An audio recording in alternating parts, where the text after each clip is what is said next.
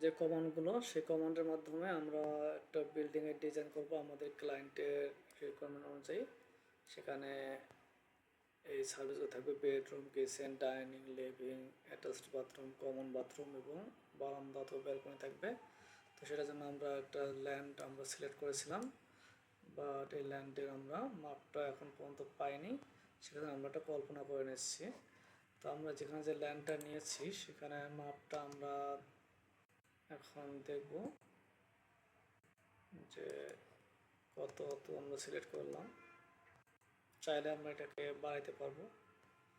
তো আমি দেখলাম যেখানে আছে আমার 59 ফিট 10 ইঞ্চি, এদিকে 33 ফিট 4 ইঞ্চি। তো আমি চাই যে ল্যান্ডটা আমি নিচের দিকে আর একটু বাড়াবো, 33 ফিটের দিকে আমি একটু বাড়াবো। সেক্ষেত্রে আমি এখানে নতুন একটা কমান্ড ইউজ করব। সেই কমান্ডটা হচ্ছে স্ট্রেস কমান্ড। আমরা সেই কমান্ডটা আমি এখানে লিখে দিয়েছি আপনাদের। স্ট্রেস কমান্ডের কাজটা হচ্ছে আমি এই ল্যান্ডটাকে আমি নিচের দিকে একটু সমানভাবে বর্ধিত করব। তাহলে আমার বাম পাশে রাইট দিকে ক্লিক করে উপরের দিকে আমি নিয়ে কার্সারটা ছেড়ে দিয়ে সিলেক্ট করব, তারপর এন্টার দিলে আমাদেরকে আসবে স্ট্রেস। এন্টার দিলে এখন আমি যে কোনো একটা পয়েন্টে ক্লিক করব।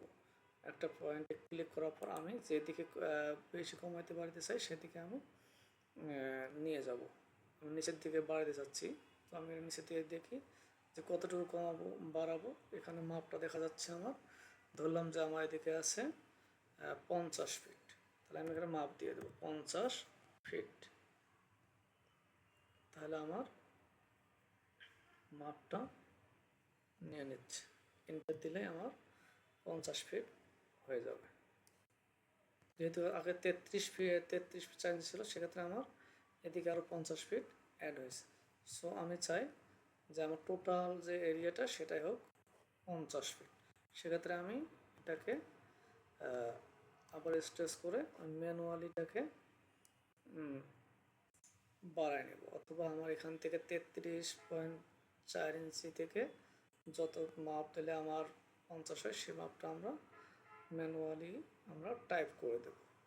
আমি চাইলাম যে এখান থেকে আপনাদের দেখানোর জন্য আমি নিচে আস্তে আস্তে আমার কার্সারটা ঘুরিয়ে নিয়ে আমি আপনাদের মাপটা দেখাচ্ছি। আমার এদিকে হলো 50, আমি এদিকে যে 59 ফিট 10 ইঞ্চি আছে সেদিকে আমি একটু বাড়াই নেব।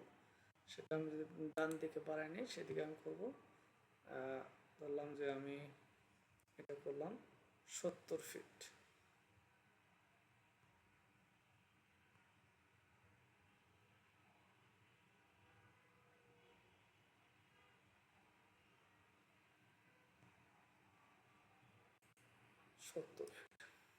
আমরা একটা ল্যান্ড কল্পনা করে নিলাম ক্লায়েন্টের, নিয়ে আমরা আমাদের যে অ্যারেঞ্জমেন্টগুলো সেগুলো আমরা এখন করব।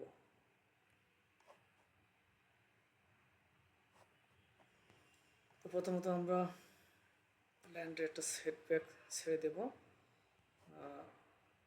আমরা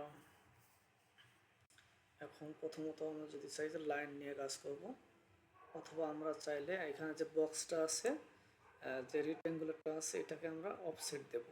এখন আমরা নতুন যে কমান্ডটা শিখবো সেটা হচ্ছে অফসেট। মানে কোনো একটা এলিমেন্টকে আমরা কত দূরত্বে একটার সাপেক্ষে আরেকটার অবস্থান করব সেটাকে আমরা অফসেটের মাধ্যমে করব। তাহলে অফসেট করতে গেলে ও এন্টার। এখন আমাদের মাপ দিতে হবে আমরা কতটুকু সরাব। আমি যদি 3 ফিট যদি সরাই বা 5 ফিট নেই, 5 ফিট এন্টার। তাহলে এখন ডায়লগ বক্স দেখাবে। বক্সটা আমরা আমাদের সামনের দিকে থ্রো করব। আমাদের মূল ল্যান্ড থেকে আমরা কতটুকু ছেড়ে দিয়ে আমরা কাজটা করতেছি। ওখানে চোখের দিকে আমাদের 5 ফিট যে সেট সেটা 5 ফিট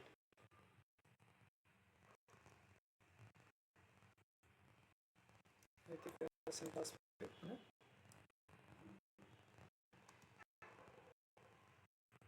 দিক থেকে 5 ফিট। তাহলে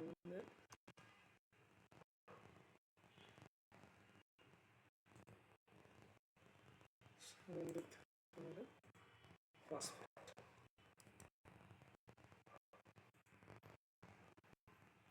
ডাইমেনশনটা তো একটু ভুল হয়েছে, সেটাকে আমরা ম্যানুয়ালি টেনে দিতে পারি।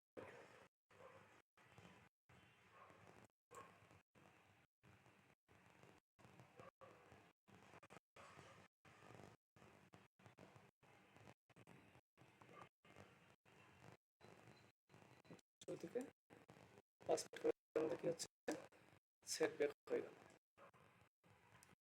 মার্জিনাল নাই, যে ফসফেট দিয়ে আমরা অন্যান্য সার্ভিস কাজ করতে পারবো।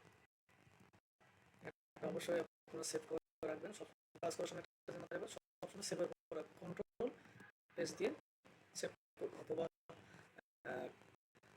আইফোনের মধ্যে ক্লিক করে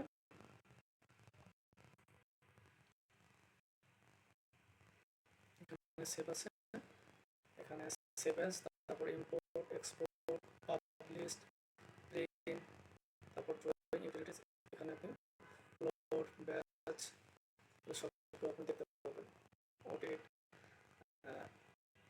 স্ট্যাটাস, তারপর পার্স, রিকভার। আমি আস্তে আস্তে এগুলোর কাজ আপনাকে শেখাবো।